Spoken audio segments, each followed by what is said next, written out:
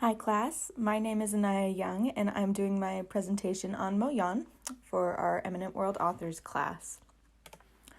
Mo Yan is a prolific Chinese author. He was born in 1955 in a small northeastern town called the Gaomi Township, and his stories are often set in his hometown. He grew up during China's Cultural Revolution, and his stories are greatly influenced by his personal experience from both growing up in that environment and from the experiences of his family and the people around him. He's very influenced by the history of China. Mo Yan is a pen name. It means don't speak. The author's real name is Guan Moye. He chose this pen name because of a memory of his parents telling him not to speak when he was outside because they were afraid that his opinions would get him in trouble. Mo Yan admits, quote, "It is ironic that I have this name because I now speak everywhere," end quote. China is the oldest continuously existing country in the world, but Westerners are often unaware of Chinese history. When I think of Chinese history, I think of like ancient China, like the Great Wall of China, the Silk Road, but that's not the China that Mo Yan is writing about at all. And so this presentation is going to focus on the last 100 years of Chinese history, which is more of what Mo Yan writes about. Obviously, this is a very simplified timeline. I just wanted to point out some influential events that are going to pop up in Mo Yan's writing and in the novels that we read in this class. This is a map of China in 1923, give you kind of an idea. Okay, so in 1912, we have the Republic of China.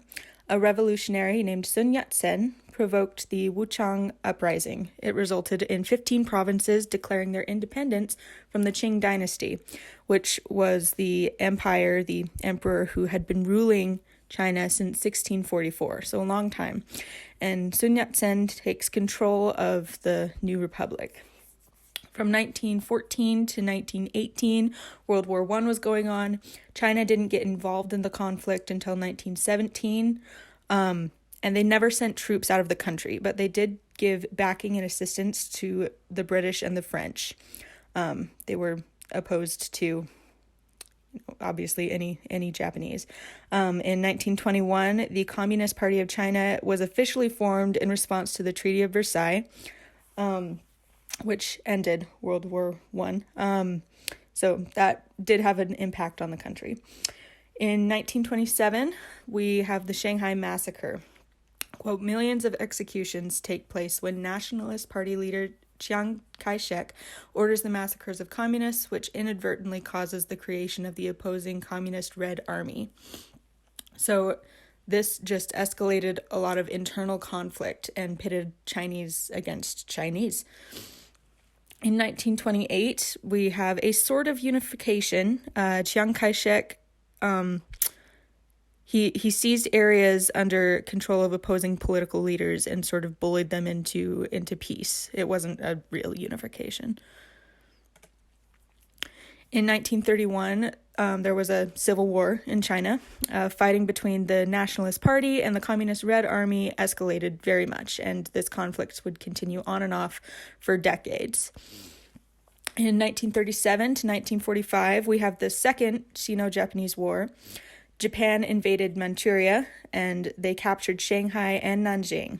But there wasn't really a conclusive resolution to the war. It just kind of continued through the Second World War, and conflict continued for a long time. But this is the area that is largely portrayed in Red Sorghum, the fighting that takes place in Red Sorghum. In 1939 through 1945, World War II was going on. And here China was very much a key player in resisting invading Japanese forces in a lot of mainland Asia. In 1945, Taiwan was returned to Chinese control, which caused a lot of tension. The Taiwanese weren't happy about it, and there was just a lot of tension between Taiwan and China there. In 1949, the People's Republic of China was formed. At the conclusion of their civil war, the Communist Party took control of the country. and the nation was divided. Chiang Kai-shek was exiled to Taiwan, and he claimed to be the true leader, but he had been exiled, so he didn't really have very much that he could do about it. The communists' new party chairman was Mao Zedong, and he took control of the People's Republic and declared himself the leader of China. It was more of a dictator than president. And then the People's Republic of China. This is the time period that we see in Frog a lot, and a lot of his other writings. In 1958 through 1962, Mao Zedong promoted what he called the Great Leap Forward. It was this campaign to transition China from an agricultural and from an agricultural society to an industrial one. He was really pushing industry over farming. Communes were established, and peasant farming was punished to encourage that shift to industrial revolution. And this resulted in widespread famine, lots of famine, because farming was being punished and people were being punished for producing their own food. The Cultural Revolution took place from 1966 to 1976, and this really changed Chinese society. Quote, "The Cultural Revolution was an attempt by Mao Zedong, the chairman of the Chinese Communist Party, and his radical leftist supporters to check the power of the more moderate and pragmatic wing of the ruling Chinese Communist Party." End quote. So Mao Zedong's goal was to purge traditionalist beliefs and capitalist beliefs from the country, and he believed that this would strengthen China. During the revolution, art and literature were restricted and limited to propaganda, and it was heavily influenced by Soviet Russia.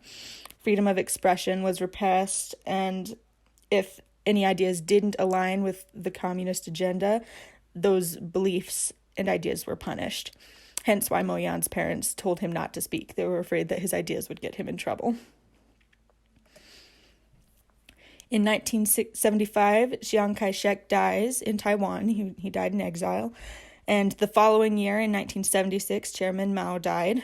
And his death ended the Cultural Revolution and a lot of the radical communist movements that were happening in the country. Following his death, Deng Xiaoping comes to power, and he's in power for the next 20 years. In 1989, we have the Tiananmen Square protests. So this was a democracy movement sparked by student-led protests that were demanding freedom of speech, freedom of press, demanding a lot of freedoms that had become available in, the Western Hemisphere. They wanted to join in with that freedom, that democracy movement. And the government of China attempted to suppress these protests. There was a lot of violence involved in that. In 1997, Hong Kong was returned to China, and China agreed to preserve the island's capitalist economy as part of the handover agreement, so Hong Kong works differently than the rest of China as far as politics go. And in 2010, we have the Economic Cooperation Framework Agreement. So China and Taiwan began speaking to each other again. There's still tension between the two countries, and I'm pretty sure Taiwan still belongs to China, but actually I'm not completely sure how that works. But still a lot of tension between China and Taiwan. And here we have a current map of China, just for some reference. So why did I do my presentation on this timeline of Chinese history? It's because Mo Yan is heavily influenced by the last 100 years of history in China. He lived through it, and his parents and grandparents lived through it. So he's telling stories of experiences of real people. He writes fiction, his books are fiction, but they're based on true events, and they're based on real ideas and how people were really feeling. And this is one of the biggest reasons that he's considered such an eminent world author. It's because he writes so just bluntly about what happened in China. And he's not shy about portraying the bad as well as the good. So Mo Yan has published 11 novels and many, many short stories. His first novel, which he published in 1981, was called Falling Rain on a Spring Night, but that one wasn't really noticed very much. He was really noticed in 1986 with the publication of Red Sorghum. It was his breakthrough novel, and 2 years later it was turned into a feature-length movie, and it's been revamped recently in 2014 into a TV series adaptation. So Mo Yan is an eminent world author because of his raw depictions of Chinese life. He writes about people. His stories inform a world audience about Chinese issues, and they do so by focusing on individual people. He doesn't focus large scale on the war in the entire country. He picks a few people and shows how the war affects them, which really is more eye-opening than writing about an entire country, because it shows those important and often overlooked things that can happen in war and in conflict that would be missed if you were looking at the macro scale. He looks at the micro scale. But he doesn't let historical fact get in the way of good storytelling. Primarily, he is a storyteller. About his own writing, Mo Yan says, quote, "Although I was writing stories from history, I looked at these stories with a modern writer's eyes, a modern person's thinking and ideas about the past. The history in my novels is full of my own character. I have always had some difference with, the facts of history. My readers are supposed to get literature, not history, dry history from my books," end quote. Mo Yan was awarded the Nobel Prize in 2012 for literature, and as for why he is an eminent author, I think he can say it better than I can. In his Nobel speech, his lecture on receiving his Nobel Prize award, he said about his own writing, quote, "Possibly because I've lived so much of my life in difficult circumstances, I think I have a more profound understanding of life. I know what real courage is, and I understand true compassion. I know that nebulous terrain exists in the hearts and minds of every person, terrain that cannot be adequately characterized in simple terms of right and wrong or good or bad, and this vast territory is where a writer gives free rein to his talent. So long as the work correctly and vividly describes this nebulous, massively contradictory terrain, it will inevitably transcend politics and be endowed with literary excellence." And that's all I have for my presentation today. Thank you for listening, and I hope that you guys all continue to have a great spring break. Thank you.